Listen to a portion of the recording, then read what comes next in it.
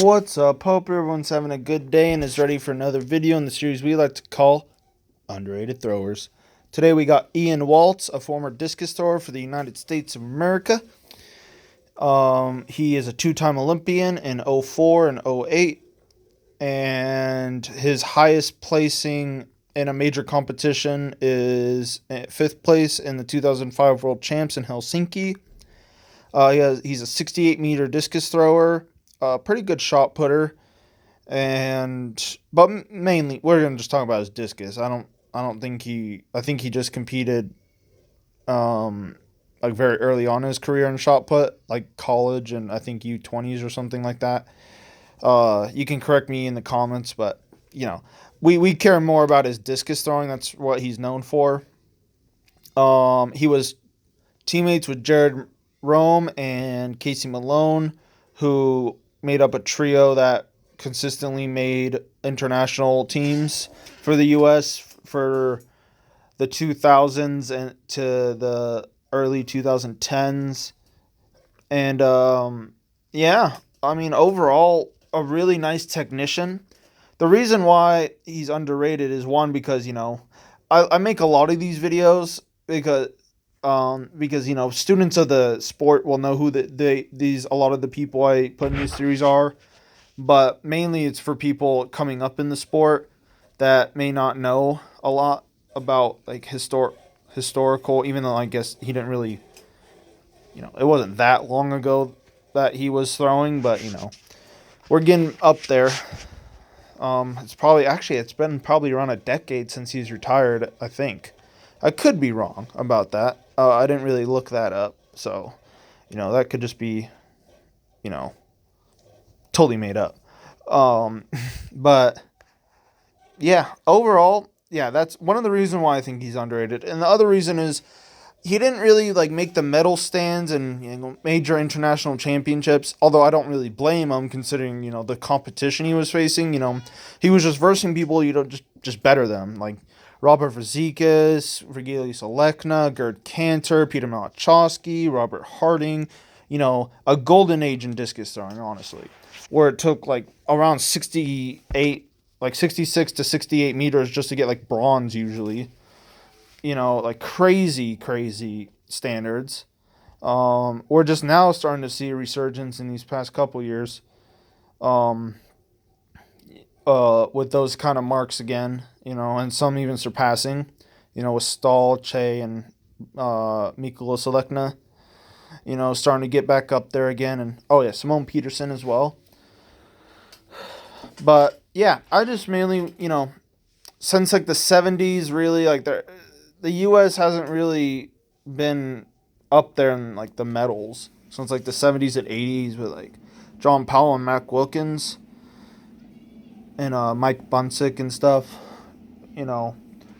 So, yeah, I mean, the last U.S. discus thrower to actually medal in a major competition internationally was Mason Finley in 2017, who I made a video on as well, where he got bronze. But ever since then, I mean, we've had Americans like Tim Madison like make the final, but didn't usually got kind of last place usually, and yeah. So, but yeah, that's probably why he's just not very well known.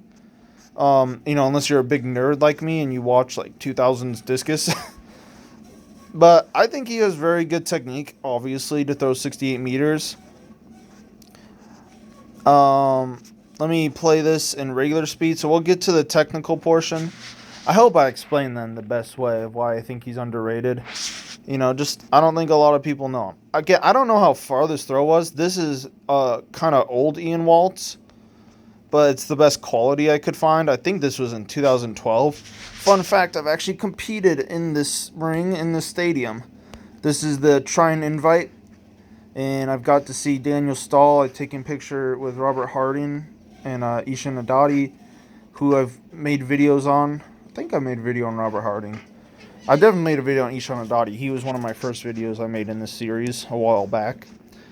But, yeah, I just wanted to mainly do the trio, complete the trio, Casey Malone and Jared Malone. Oh my God. Casey Malone, Jared Rome, and Ian Waltz. the trio.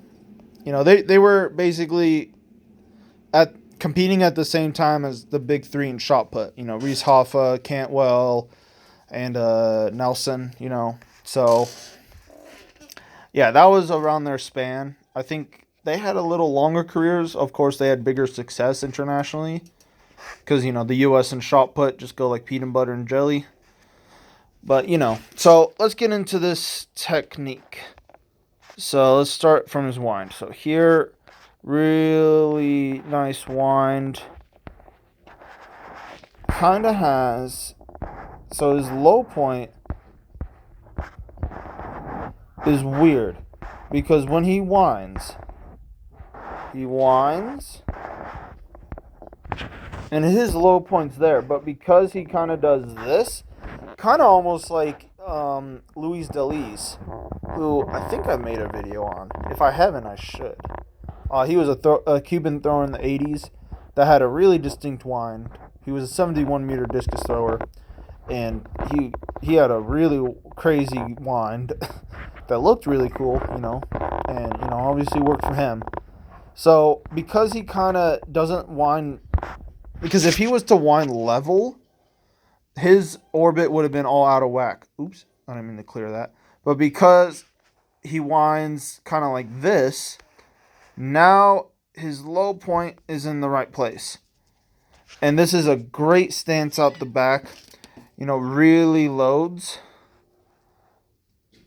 The left could have been no, he's pretty over.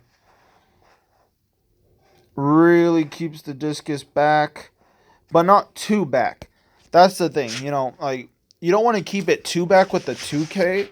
This is one of the differences between a 1K and a 2K. Is a 2K, you can keep it far back as long as you can handle that stretch and have enough strength to actually finish the disc. Actually get out on it. Because what tends to happen is if you carry the 2K really far back, what's going to tend to happen is you're going to have a really big problem of pulling in the front. Because the discus is going to be so far behind you when you get into your stand throw that you're going to have a tendency to want to pull it around because you just don't have the strength to actually finish all the way around with your right side. So you get super disconnected through the throw. So, a good example of someone that can do this is someone like Ishan Adati or Virgilius Alekna. But Ian Waltz kind of does a little more like what Gerd Cantor does and kind of carries it just a little bit behind his hip. It's still, you still want it behind, but like Haddadi and Alekna have it like back here usually, which is insane. So, yeah, that's something to keep in mind too. That's something that a lot of high schoolers that transition to the 2K when they compete in college have trouble with. Because, a 1.6K, you can get away with a lot more stuff than with a 2K, because as you're strong enough, you can basically bully the high school implements, but you can't really do that with the college and pro weights, a 2K and a 16-pound. So, shot put, and a 2K discus. But yeah, that's something to keep in mind too. If you're having trouble with that, having trouble with pulling out the back, it could be because of how you're carrying it out the back. So, or you're just pulling. I don't know your throw, but yeah, that's just a reason that can cause pulling, and I know that because of firsthand experience. Because my first year of college, I used to wind like that, and I could never find a release, and yeah, I had a really big pulling problem because of that. So I had to change my wind to more of a Gerd Cantor style wind, and I started really seeing some good distance on my throws then.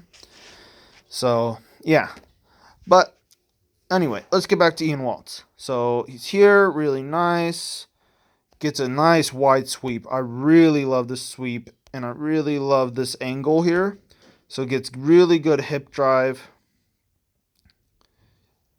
Gets a nice, good, solid orbit. Almost like a Peter Malachowski out the back a little.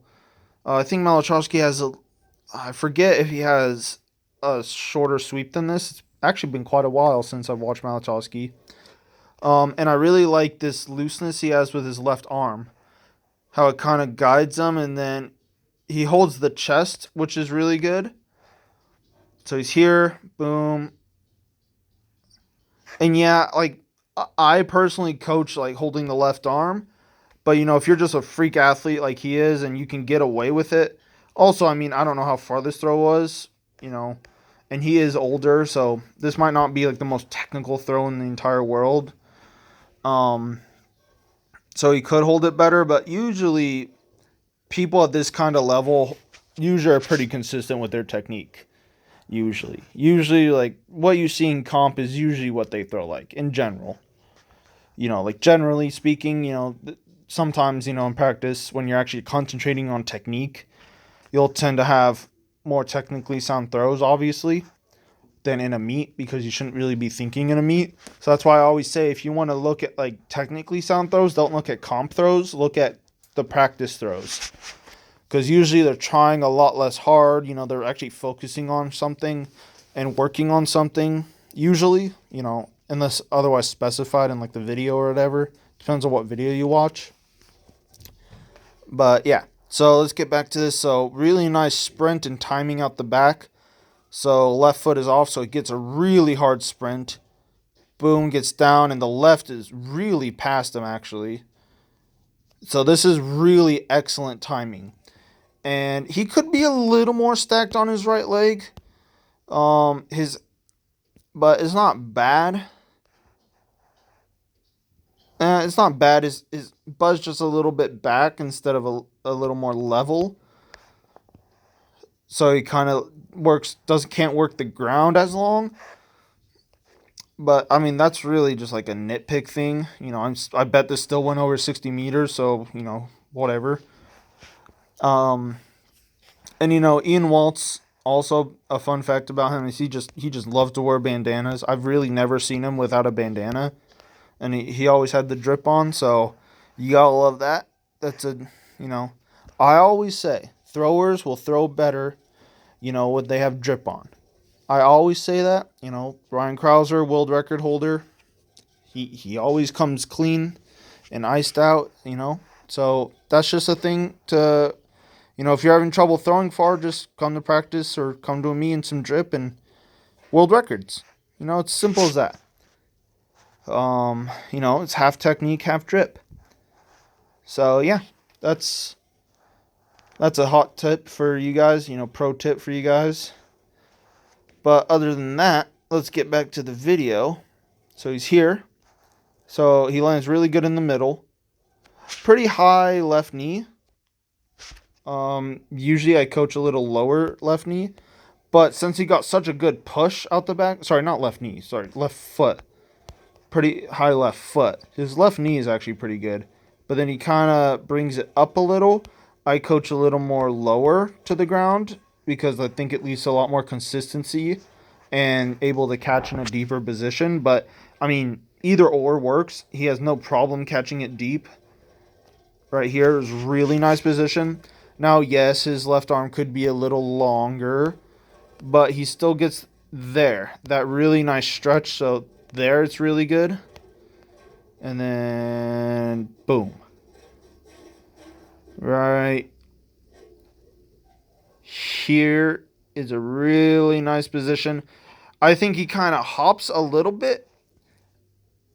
And I feel like he doesn't get a lot of out on this throw. So if it was me coaching him, I would have coached him to have this knee a little more bent and to be a little more patient on the finish and to just rotate and stay grounded longer. But I mean, one frame, 2 frames, well, more like 3 frames. Yeah, like he doesn't really stay grounded very long, so that's something he could have improved on, I guess. But again, I mean, this isn't. I bet he's had better throws than this. I have no idea how far this went at all. But yeah, so he's obviously throwing 68 meters. So what can I say? And he's obviously, as you can probably see from this video, he is immensely strong. So he's here, boom. And, if you just watch his rhythm, really nice job accelerating the implement. If you guys notice, and I'll say this 100 times, notice how the implement is moving faster than him. If you move faster than the implement, then you can't generate, then the energy is staying in your body and not going into the implement. You can really see it and feel it a lot more in hammer than shot and disc. Because like if you turn and then the hammer's just behind you the whole time, you're not actually putting force into the hammer. But it's the same kind of principle in shot and disc. You want to create the speed in the implement and not you. So if you ever see like elite discus throwers, elite shot putters in person compete, like yes, they're obviously fast, but the shot put and the discus will always be faster than them. And honestly, they don't really look very fast when they're actually throwing in person. Even like they obviously are, but I mean, the implement's moving faster than them. And when you actually like have really good throws, they'll almost feel not slow motion, but they'll feel slow. Generally, when a throw feels very powerful, it's probably because you muscled it and it's very forced. Now, sometimes, in shot put and discus, like obviously the finish should feel a little powerful. And, if you don't feel like a snap or off your hand in disc and shot, then, you probably did something wrong. Especially in shot put, you should always feel a flick off your hand and it just snaps off. But it should feel easy. It should feel like an effortless throw. I always say, and Mac Wilkins used to say this, the best throws are the ones that feel effortless and easy and like you're not trying at all. And sometimes, you'll be surprised at how far they go. And that's why it's really good to do in practice is rhythm throws where you're just not really focusing on technique and you're just trying to feel timing, rhythm, and acceleration through the throw. So, like, especially in the in-season. And off-season, you obviously want to, focus on technique and stuff because who cares how far you throw. But in-season, I like to do a lot of rhythm throws. Unless, like, the athlete's doing something egregiously wrong or something, then obviously we'll do some technical throws to get back to it. But, yeah, for the most part, in-season, like mid-season, I really like to do rhythm throws to just get the athlete moving and not thinking so much and more of what they would be like in a meet, hopefully. So, yeah. But overall, really nice throw. And again, you can see that he under-rotates a little. So he's here. So his left foot lands there. And his reverse is there. So he doesn't rotate all the way through his block. But, that's just a little nitpick. But that's just something to watch out for. But also, again, if you're strong enough, athletic enough, and powerful enough, you can get away with some stuff. And again, 60-meter plus throw is a 60-meter plus throw. So, what can I say about that? But, yeah, obviously a really good thrower. Represented the U.S. very well. And big props to you, Waltz, even though you'll probably never see this video. But if you do, hello. And hope you guys learned something. And I'll link his personal best, height, weight, and notable accomplishments in the video description. And otherwise, see y'all later.